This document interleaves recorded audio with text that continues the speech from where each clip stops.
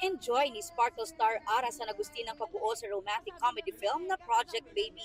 Tumatalakay kasi ito sa ilang social issues tungkol sa mga kababaihan na karaniwang binibigyan ng timeline ang pag-aasawa at pagkakaroon ng anak. 'Di ba, minsan yung mga tao sinasabi na may expiration date ang mga kababaihan na dapat at a certain age may ginagawa ka na, nag-family ka na or probably nagkakabibi ka na because physiology din siguro yung katawan din natin. Pag-amin ni Ara na pag-uusapan na raw nila ng kanyang boyfriend na si basketball star Huami Chongson ang pagpapakasal. Pero they are still taking their time. Kasi may priorities din ako which is my family, my mom, and my brother. So gusto ko muna makatapos ng school yung brother ko, ayusin ko muna siya bago ko ayusin yung sarili ko.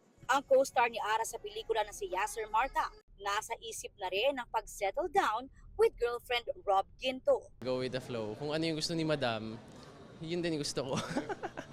Ganun lang. We were on the same page at kung ano yung gusto niya sa future, ako, I'm very supportive naman.